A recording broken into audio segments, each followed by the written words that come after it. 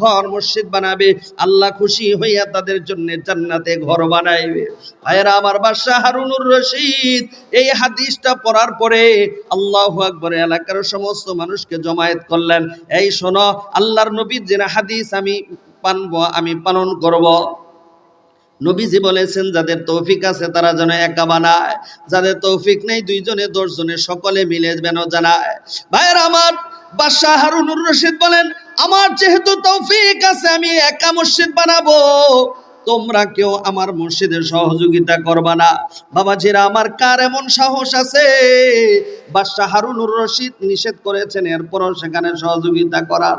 মসজিদ নির্মিত হচ্ছে প্রায় যখন কমপ্লিট হয়ে গেল, বাদশাহ ঘুমের ঘরে একদিন স্বপ্ন দেখে আল্লাহর তৈরি জান্নাতের ভিতরে ঘুরতেছে। সুবহানাল্লাহ। ঘুরতে ঘুরতে দৃষ্টিনন্দন খুব সুন্দর একটা বাড়ি দেখছে। আল্লাহু আকবার, গিয়া দেখে এই বাড়িটা আল্লাহ বাদশার জন্য বানাইছে। সুবহানাল্লাহ। প্রহরীরা যারা ছিল তাদেরকে বললেন, কোন আমল করার কারণে আল্লাহ রাব্বুল আলামিন আমার জন্য এত বড় পুরস্কার, আপনি যে মসজিদ বানাইছেন এই জন্য আল্লাহ খুশি হয়ে আপনার জন্য ঘরটা বানাইছে। আল্লাহু আকবার। উনি যতটুকু আশ্চর্য হয়েছেন, এর চাইতে বেশি আশ্চর্য হয়েছেন ওনার বাড়ির সামনে সেম এমন আরেকটা বাড়ি দেখা যায়। গিয়া দেখে আসি সেই বাড়িটা কার। গিয়া দেখে আল্লাহু আকবার, এই বাড়িটা তো কোনো রাজা বাদশার নয়, এই বাড়িটা কোনো কোটিপতির নয়, এই বাড়িটা দেখা যায় বাদশাহ হারুনুর রশিদ যে মসজিদ বানাইছে এই মসজিদ বানানেওয়ালা একজন যোগালী, যার নাম হলো আহমদ। ওই আহমদের নামে আল্লাহ রব্বুল আলামিন এই বাড়িটা বানাইছে। জোরে কোন সুবহানাল্লাহ। বাদশাহ হারুনুর রশিদের ঘুম ভেঙে গেল। ঘুম থেকে জাগ্রত হইয়া বাদশাহ হারুনুর রশিদ ওই মিস্ত্রি যোগালী যারা ছিল তাদেরকে ডাকলেন, জমায়েত করলেন। ভাইয়েরা আমার, যখন ওই যোগালীকে ডাক দিলেন, আহমদ রে, কি এমন আমল করেছো যে আমল করার কারণে আমি গোটা মসজিদ বানাইয়া সেই পরিমাণ পুরস্কারের মালিক, তুমিও সেই পরিমাণ পুরস্কারের মালিক। 2 চোখের পানি ছেড়ে দিয়া কান্দে আর বলে, বাদশা গো, এমন কোন আমল তো আমি করি নাই। না না, বলো তুমি কি এমন আমল করেছ? ভাইয়েরা আমার, এবার ওই আহমদ নামের যোগালীটা ডাক দিয়া কয়, ওগো বাদশা, আজ পর্যন্ত কারো কাছে বলি নাই, আপনার কাছে বলবো তো সাহস পাবো কি করে? এখন যেহেতু আপনি বলতেছেন, শোনেন বাদশা গো, যেদিন থেকে আপনি মসজিদ বানানোর ঘোষণা দিয়েছেন, আল্লাহর কসম ওই দিন থেকে আমার চোখের পানি শুকায় না, আমার চোখে কোনো ঘুম নাই, আমি ঠিক মতো খেতেও পারি না।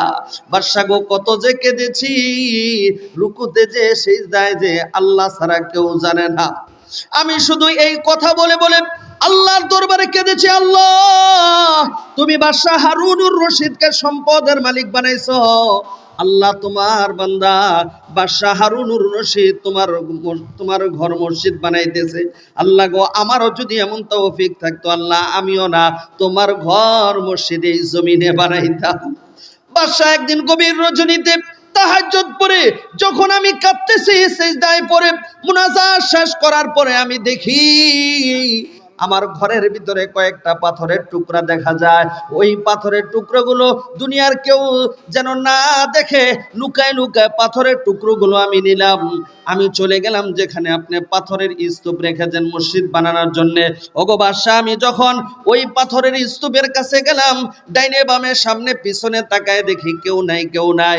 তখন আমি ওই পাথরগুলো আপনার মসজিদ বানানোর পাথরের স্তূপের মধ্যে রেখে দিয়া আল্লাহকে একটা ডাক দিলাম, আল্লাহ তুমি কবুল করিয়া নাও। আল্লাহ, এর চাইতে বেশি যদি দেওয়ার তৌফিক থাকতো আল্লাহ আমি দিতাম।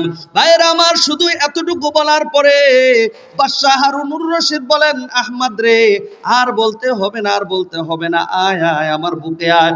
আমি বুঝা ফেলাইছি, আমি গোটা মসজিদ বানাইয়া যেই পরিমাণ পুরস্কারের মালিক, তুমি যে কয়েকটা পাথরের টুকরা দিছ, আল্লাহ রব্বুল আলামিন তোমার সেই দানকে কবুল কইরা তোমাকেও সেই পরিমাণ পুরস্কারের মালিক জান্নাতে বানাইছে। জোরে জোরে কোন সুবহানাল্লাহ।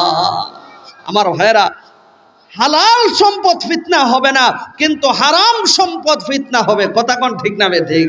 হারামে শান্তি নাই, হারামে আরাম নাই, হারামে মুক্তি নাই, হারামে আল্লাহ রাজি নাই, হারামে রহমত নাই, হারামে বরকত নাই। কিন্তু হালালের ভিতরে রহমত আছে, হালালের ভিতরে বরকত আছে। হালালের মাধ্যমে আল্লাহ তাআলাকে রাজি খুশি করা যায়। কথা কোন ঠিক না বেঠিক? ভাইয়েরা আমার, এবার আসেন, সন্তানও দুই প্রকার। সন্তান কয় প্রকার? জোরে কন। দুই প্রকার। এক প্রকার সন্তান হলো সুসন্তান, আরেক প্রকার সন্তান হলো, জোরে কন জোরে কন, কুসন্তান। বিশ্বাস করেন ভাই আমার হাতে সময় নাই। আমি এই বিষয় নিয়ে আলোচনা করতে গেলে লম্বা চূড়া আলোচনা করার দরকার। সুসন্তান আর কুসন্তান, কেন সন্তান সুসন্তান হয় আর সন্তান কেন কুসন্তান হয়, এর কারণ কি, শুধু কি ভুল শুধু সন্তানের না মা বাবারও আছে? এই বিষয় নিয়ে আলোচনা করতে গেলে লম্বা চূড়া আলোচনা করার দরকার। তবে এতটুকু শুধু আপনাদেরকে বলি, সুসন্তান বানানোর কারখানা হলো এই মাদ্রাসা। জোরে বলেন ঠিক না বেঠিক? এখানে যারা পড়ে সুসন্তান, কথা কোন ঠিক না বেঠিক? আরো জোরে কোন ঠিক না বেঠিক? কি বলবো আজকে, দুঃখের কথা, দিন যত গড়াচ্ছে আমাদের সমাজে সুসন্তানের পরিবর্তে কুসন্তান বাড়তেছে। কথা ঠিক না বেঠিক? আপনারা ঠিক বললেও ঠিক, নাক বললেও ঠিক। এমন একটা সময় ছিল, শুধু এতটুকু বলি, যদি শুনছে বড় ভাই এদিকে গেছে, ছোট ভাই আর যায় নাই। কথা বলেন ঠিক না বেঠিক? বড় ভাইকে এই পরিমাণ শ্রদ্ধা করছে, ইজ্জত সম্মান করছে। আর এখন দাদার বয়সী মুরব্বীদের সামনে পায়ের উপর পা তুইলা এক হাতে চা আর এক হাতে যেটা টানলে খাটো হয়, ছোট হয়, বুঝছেন? আর কোন লাগবো নি? যেটা টানলে, পৃথিবীতে একটা জিনিসই আছে, টানলে এটা ছোট হয়। আবার অনেক সময় মুরব্বীদেরকে ধমকও দেয় দাদার বয়সে, এই বেশি কথা কয় না, আমনে করতে কম বুঝি না। আমি মাঝে মধ্যে কই, হ্যাঁ, যে একটা বুঝুন্নার ঘরের বুঝুন্য হইছু। এই জোরে কোন ঠিক না ঠিক? এই জন্য দেখবেন এখন বিচার সালিশের ভিতরে মুরব্বীরা নাই তো, আছে আছে এখন নাই, ওই চেংরা বয়সে যারা আছে। কথা কোন ঠিক না ঠিক? আপনাদের এলাকাত মনে হয় এমন নাই, কিন্তু বিভিন্ন এলাকাতে এমন দেখা যায়। ভাইরা আমার,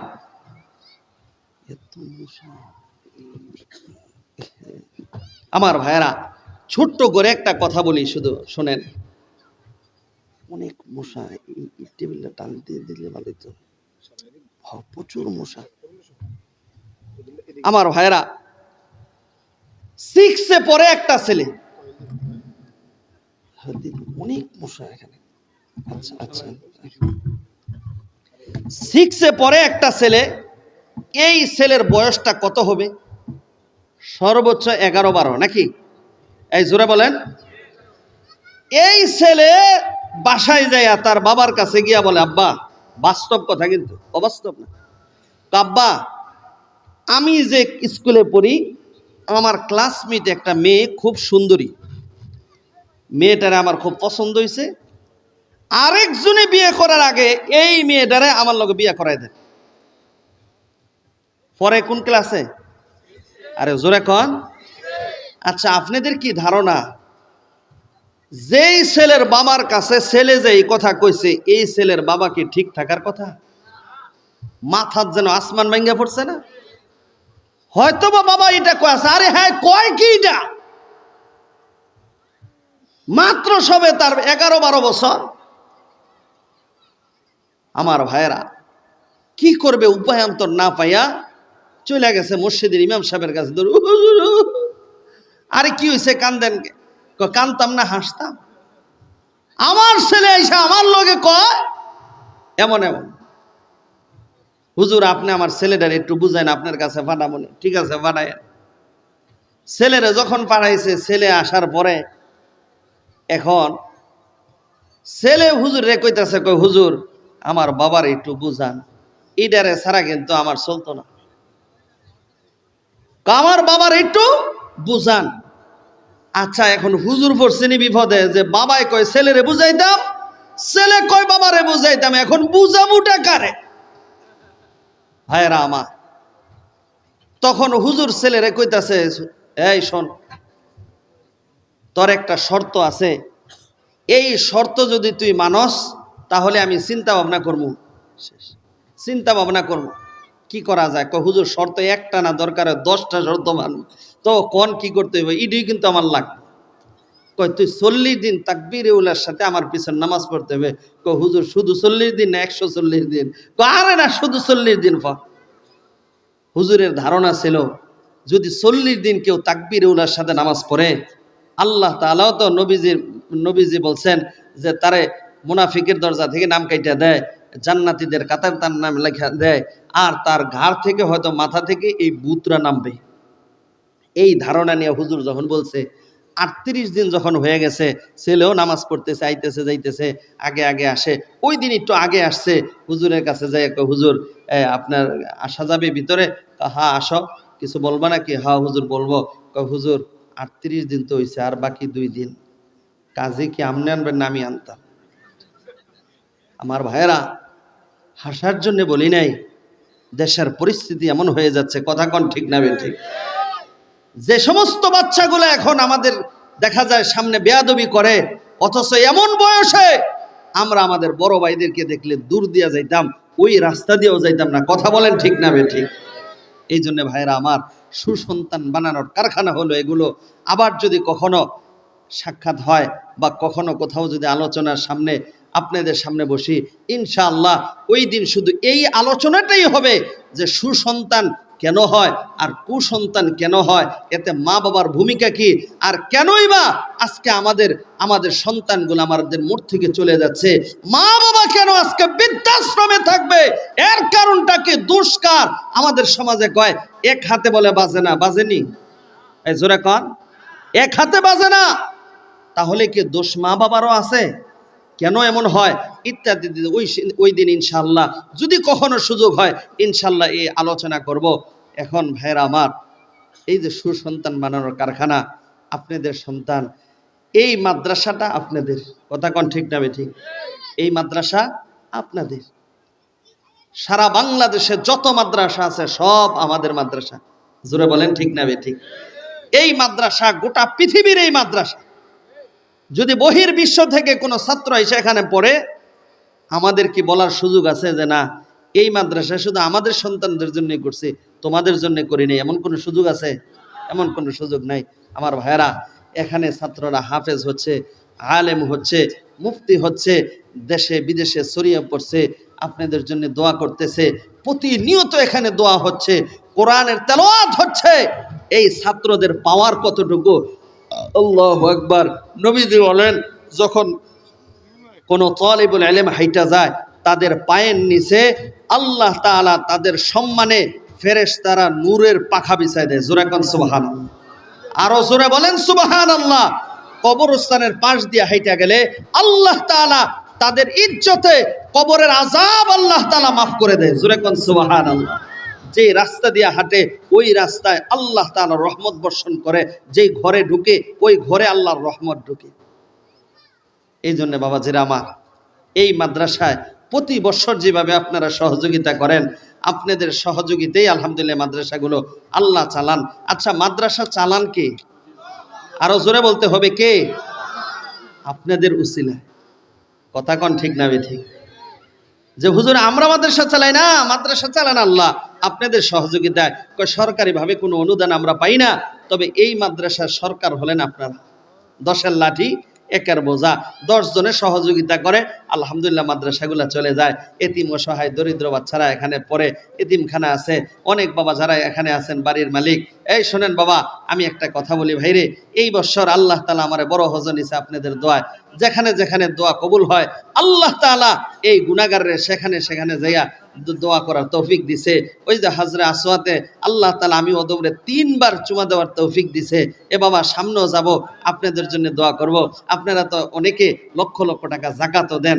ভাইরে, এখানে 2টা ফান্ড আছে, একটা হলো সাধারণ দান, আরেকটা হলো যাকাত। ভাই, এখানে যেহেতু এতিমখানা আছে, আপনি শুধু নিয়ত কইরা দিলেই হবে, বা দেওয়ার সময় খালি বললেই হবে যে হুজুর এটা আমার যাকাতের ফান্ডের টাকা, আর এটা আমার সাধারণ ফান্ডের টাকা, দানের টাকা।